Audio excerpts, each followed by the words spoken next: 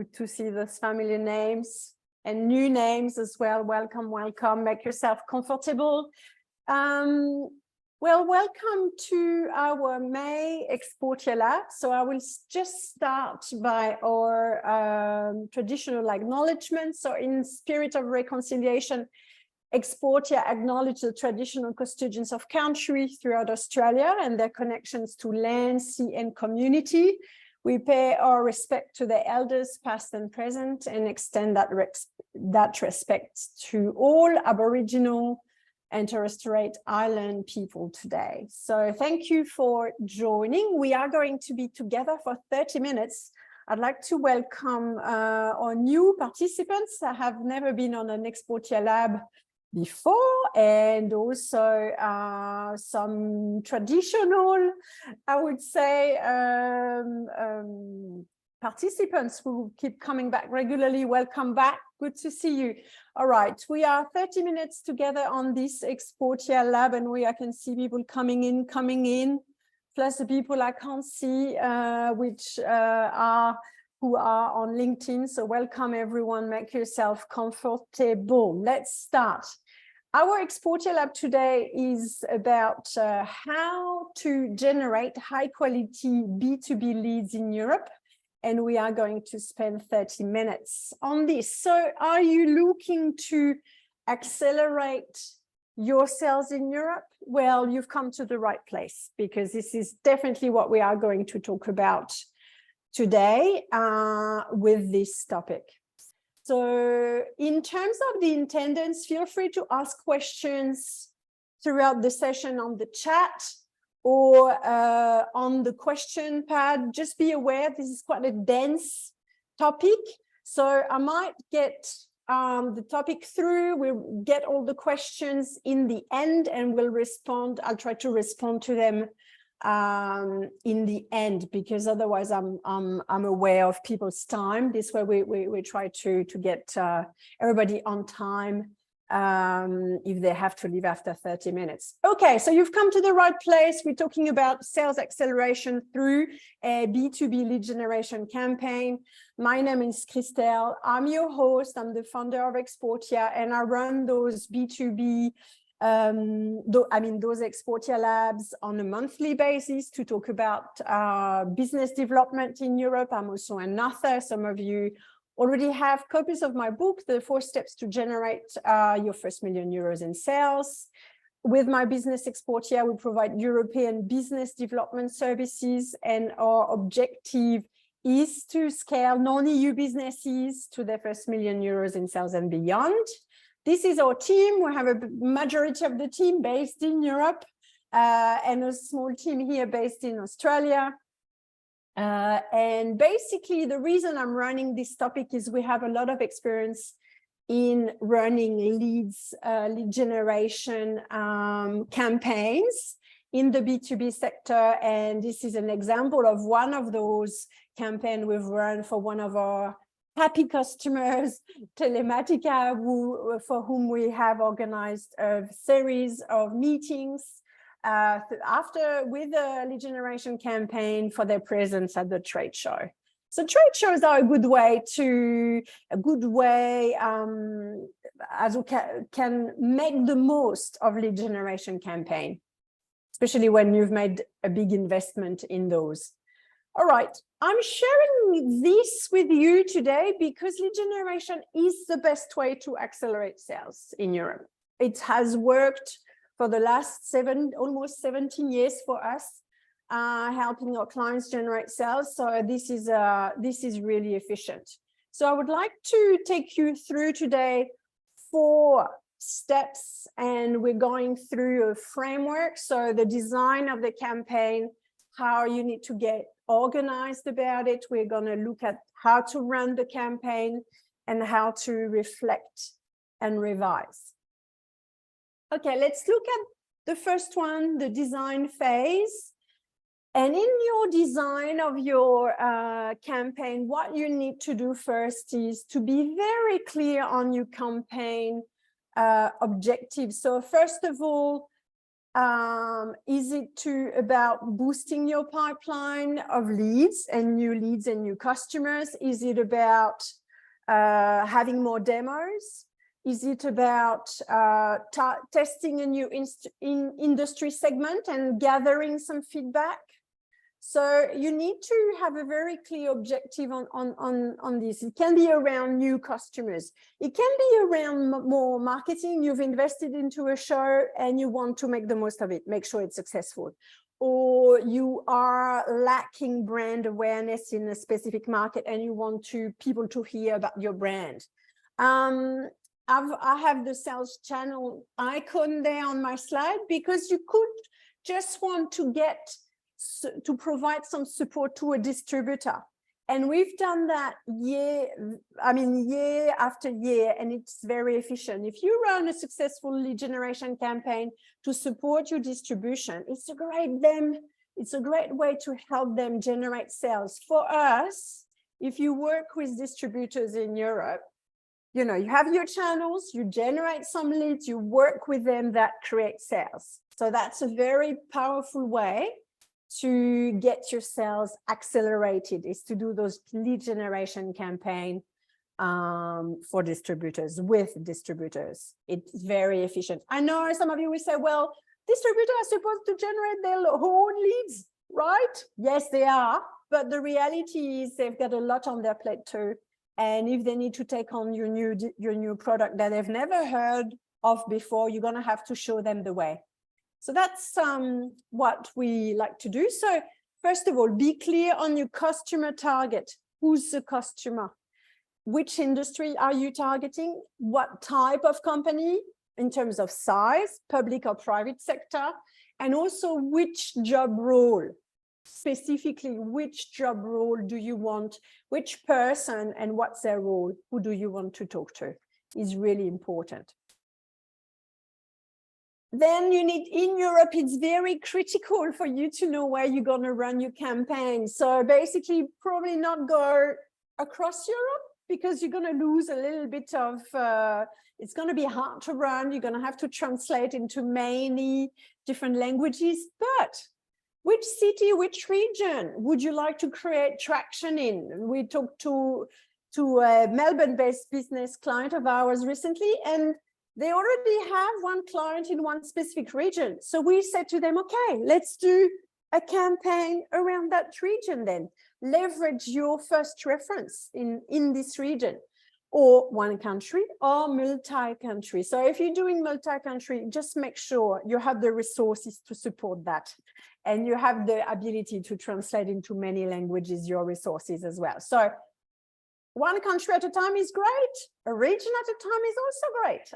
So think about it. What's your geographical coverage for that campaign? All right. The next thing is to define a call to action for your campaign.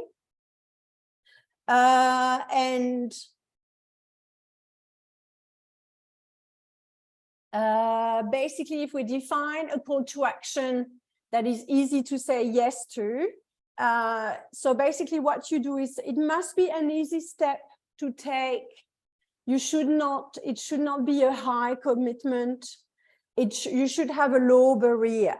So a meeting, offering a meeting to gather some feedback, offering a web demo, offering a presentation to gather feedback, a demonstration is something that is easy to accept.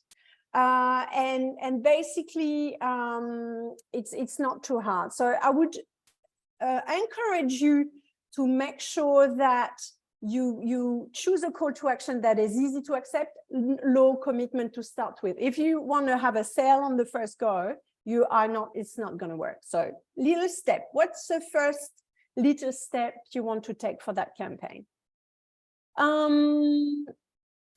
Now let's talk about call script. So you're going to have to, you've identified the person you want to talk to, their industry, their company, their job role.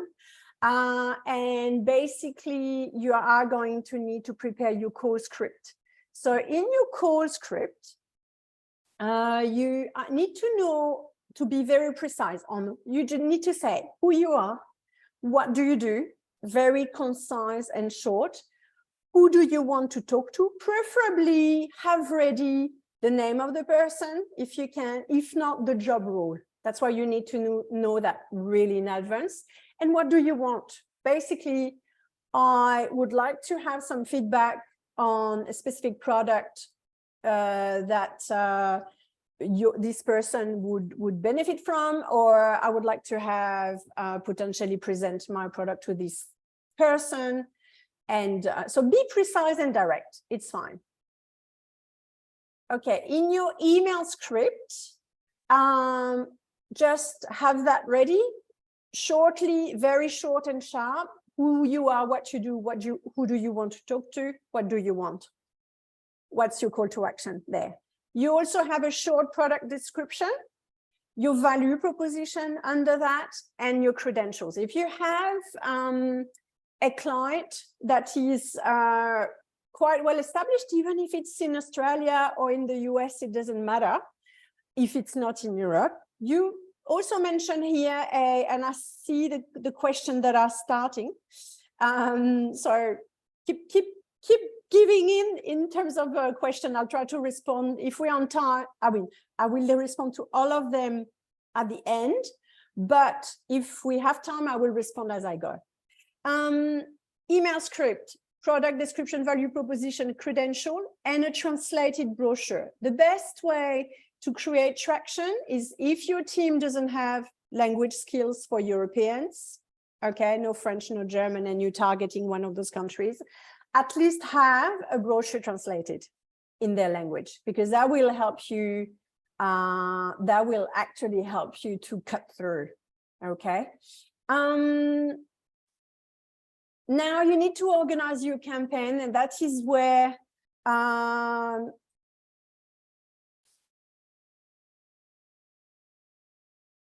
so there's a number of word count in terms of the, yeah, so the shorter the better. I would say, yeah, max, I would need to check some of our email templates, and I can probably check that out. And in terms of number of words of the email script, I can probably check that.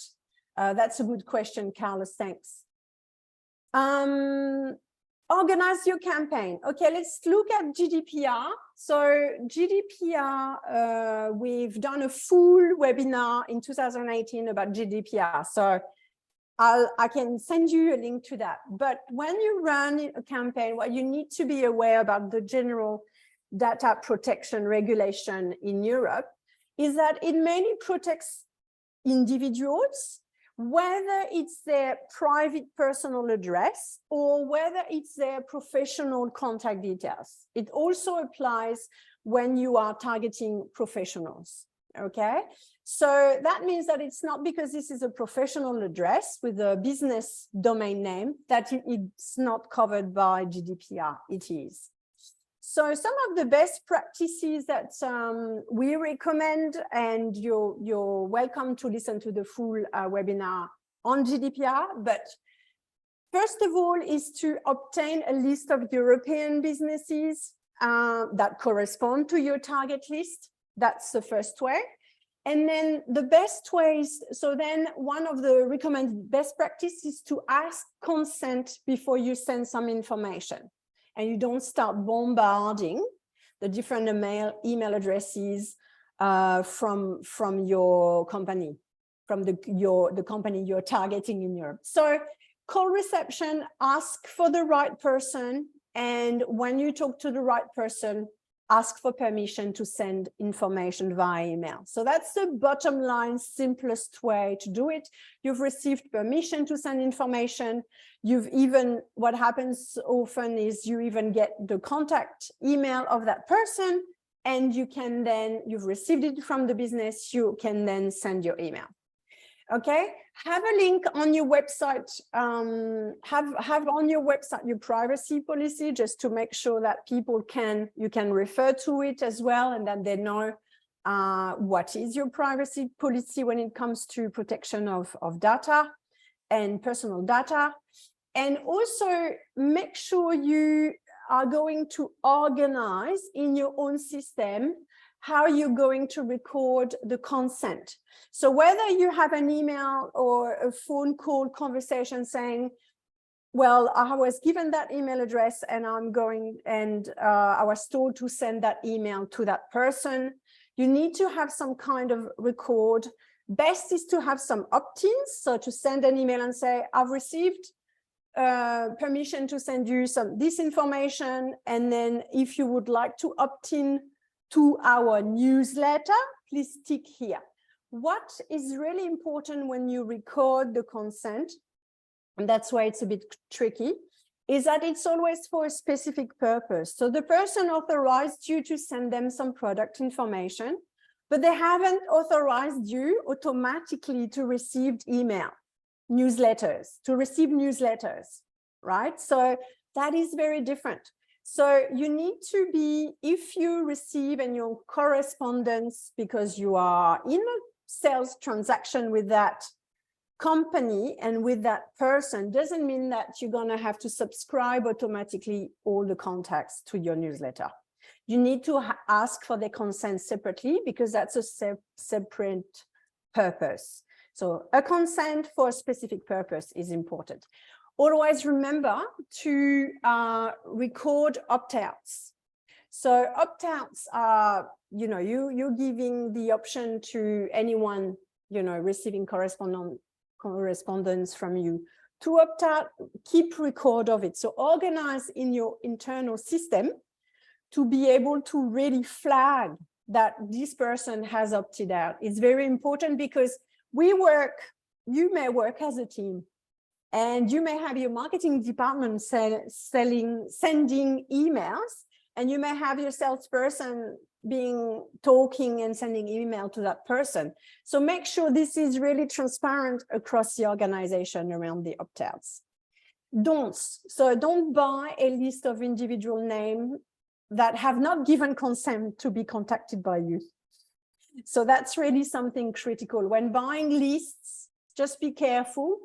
It's usually better to buy a list of companies rather than individuals, because there's low chance that these individuals have given consent to receive information about your product straight ahead. I doubt it. Okay, so be careful with lists. Recording in your newsletter list individual that did not opt in. That's a no. No. So you can't have, for GDPR for Europe, you can't have long list of subscribed people that actually did not subscribe to your newsletter. So sending information to a person who opted out is a no. We talked about it before. Okay, GDPR, here is a link to the recording. Have a full view of it. It may help you for the broader activities of your business when dealing with Europe. So I'll send you the link as well. It's on our YouTube. Okay, create your list. Buy list, yes or no? There's, buying list is not always in our business. When we work with a lot of companies, they have often a very niche product and they often are targeting specialized businesses. Lists of businesses are often unsold for broad categories of industries. And so therefore, they don't always do the trick. They don't always enable you to get access to the right companies. So I'm not a big fan. I think it's better to build your own list. Source company names and also find the person's names or be very clear on the job role. Phone number can be reception, and LinkedIn search to find the name of the person. I'll give you several ways. So you can attend a trade show to build your list of contact and say, well, this is what I do. Hello, here is my name. This is my product. Can I send you some information about my product? And this is what you do. And this is how you build your database. And you can ask people consent. So it's all fine. Collaborate with your distributor. Maybe your distributor has a list of companies around their area that they would like you to target. So you can ask them, again, this is not sharing personal data of individuals. It is just sharing industry knowledge. So you can start with that. Get a referral. We have some of our US contacts. Sometimes they work with very large multinationals in the US, and that US multinational is giving them an introduction to a European business. So that's also a way to build a list. There are many ways to build a list. All right, what's your tracking tool? CRM, Excel. Be ready to have that in place before you start your campaign. It's quite important. So, and tag the source. Where does that lead come from? Is that from a distributor? Is that from your own search? That's quite important to know that. Let's run the campaign once you have that all prepared. This is where it gets tricky because this is a big topic to cover in 30 minutes, but let's do our best. Okay, the process: call, introduce your business and yourself, find the right person, ask permission to send them some information, send them some information, call back to qualify. You send the information, you call back to say, I've sent that information, could I please have some feedback? Can I please talk to that person, have some feedback? So that's where you need to, you should follow up and try to get a response from that person, whether it's qualified, so you can set up a time for a demo, that person is interested to talk to you, or maybe they're not ready, so you need to ask for permission to follow up. Or you can disqualify, so not the right contact, they're not using our type of product at all, or they don't want to be contacted, so you need to record that. And then if they're not ready yet and they ask you to call back, you need to, or to be contacted at a later stage, you need to make sure you record that accurately with some alert. So we have here a photo of one of our guns in lead generation, Carmen Schneider. She's excellent and she's shared a few tips for this webinar. So she says the most important is to be persistent in your follow-up. In large businesses, switchboard don't share names. They don't even receptionists don't always have the names. So know the name of the person you want to talk to. And also do what the receptionist asks you to do. So if he or she is asking you to send to an inquiry through the website or to send an email to info@, you do that. And you earn their respect, because when you call back to see who has been this information transferred to, and if there is any feedback, that person, you have earned their respect because you followed the process. So, and that's important to just follow what the process of that business is. When it comes to new inquiries, you just follow that. Regroup and adjust. So you may try a few techniques to get into that business, a few different emails, and you need to regroup and adjust in the middle of the campaign. Germans Carmen is doing a lot of lead generation in Germany. So what she's saying, Germans are very direct, clear, concise. You need to have a very direct, clear and concise request. You don't start selling on the phone straight away. You just say who you are, what you want, what's your business, and that's it. You don't start selling when you are initially sending info. Best to have material translated, that's a given. Full respect to receptionists, but also to everyone in the business, like everyone on this call surely is observing. Make the follow-up email personal and in context. So I've sent you that information. I contacted your receptionist. She recommended me to send you some information, and I would like to, I was told you were the right person for that. And so I would like to have some feedback on the product information I'm sending you. So link it to the context of the request. Reflect and revise. Once you've called 50 companies, maybe, reflect and revise. What's the result? How many demos? If your initial objective was 2 demos, 5 demos out of 50 contacts, well, have you achieved that? Yes or no? And how do you measure your results in comparison to other countries, maybe? What key information did you learn from the market by doing those calls? And what did people say in terms of, I don't know, what's the major competitor in that market? Have they just, what's the buying cycle? How do they buy? I mean, there's a lot of things you learn in that exercise that needs to be shared with the rest of the business.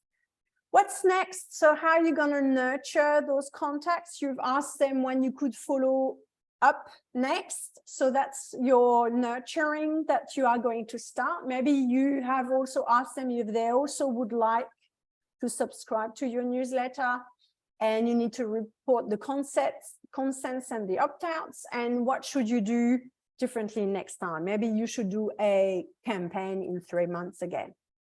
Or what about all those leads that your sales team is going to have to convert into sales? So to recap, before we proceed to more questions, because it's already almost time to wrap up for questions.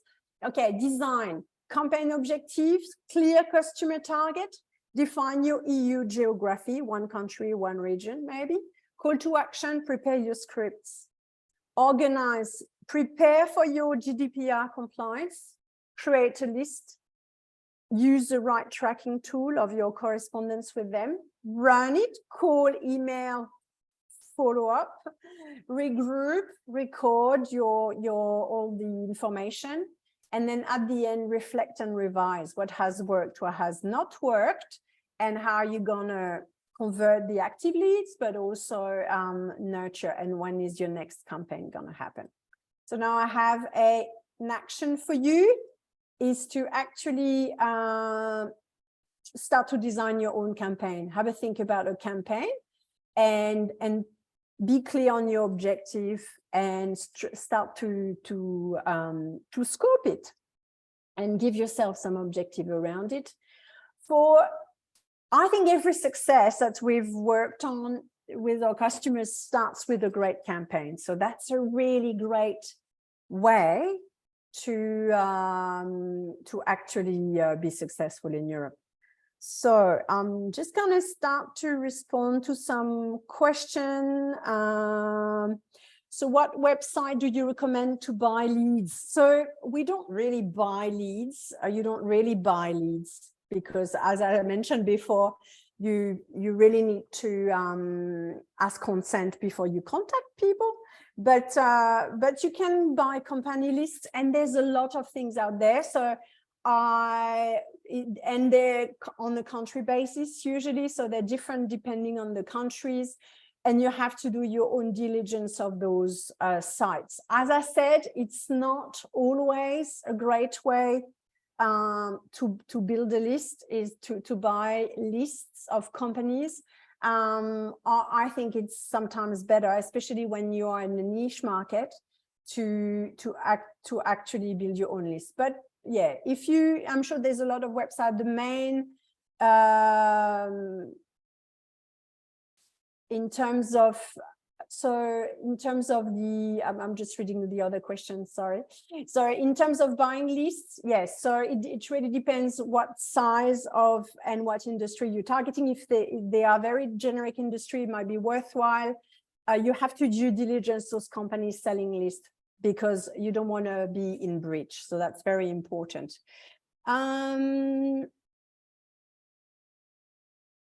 Just going through the questions.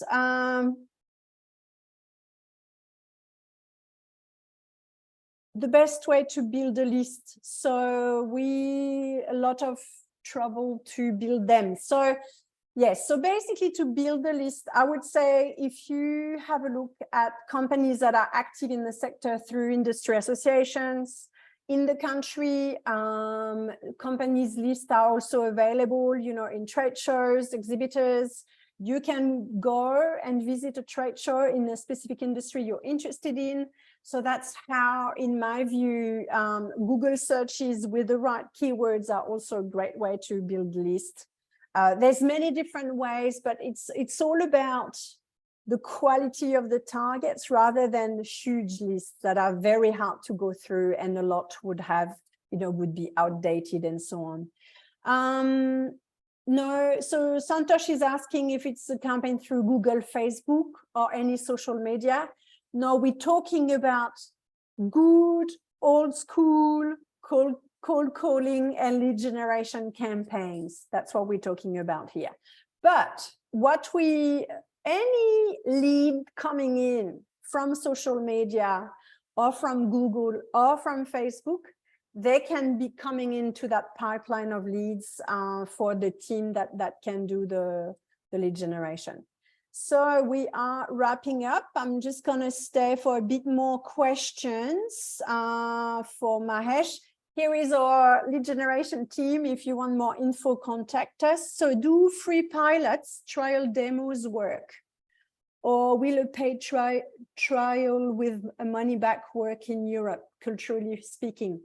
Yes, so you can offer free pilots and trial demos, but I wouldn't say it would be your first step when you do your lead generation campaign. Maybe your first step would be to do a demo online, because that's low commitment, it's free, and it's easy for a European customer to say yes to that.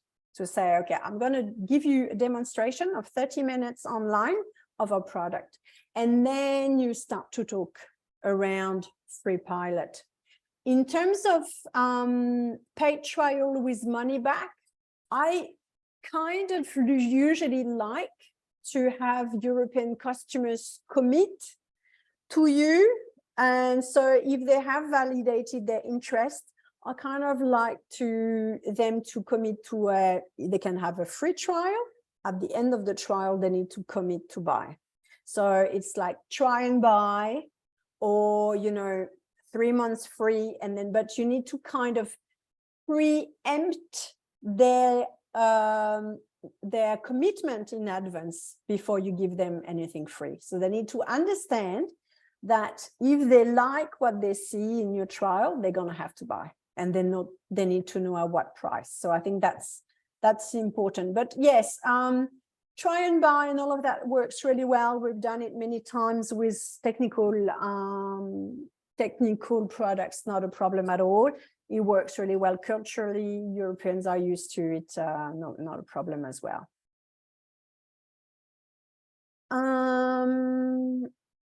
All right, so I'm just looking. Can you comment on the European perspective of dealing with Australian companies? Question from Victoria. What are our challenges? How is our standing? No, there's not. So Victoria, there is a very good opinion about Australian companies in Europe. There's no negative. I mean, there has been we've had a few remarks on trade shows around the submarines, but it's gone. And it was really fleeting. And I think the day-to-day business people don't really relate to that, and it has not tarnished Australian reputation. I have to say, it hasn't. So, and we do business in Europe and in France and the rest of Europe. Europe-wide. So for France, that issue is totally fine. And also the rest of Europe has just little knowledge about what Australia has to offer. So they know in the medical sector about a few businesses that have been extremely successful in Europe. So the medical sector would be one of the sectors that they know the most about. But the rest, it's more like a lack of understanding of the industry of Europe. So I hope that responds to your question, Victoria. I'm just having another look. So for consumer products, there's to build list, build list of consumers is a different ball game. We're talking about B2B today and how to build company lists. So it's a whole different ball game. You're going to have to partner and work online with marketing agencies and so on.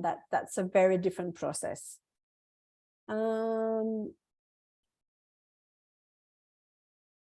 Yeah, so I think Santosh, for the FMCG, it's best to do campaigns to try to have distributors on board, or have so targeting those. I don't have any context on your product, but I think that probably would be the best way to go.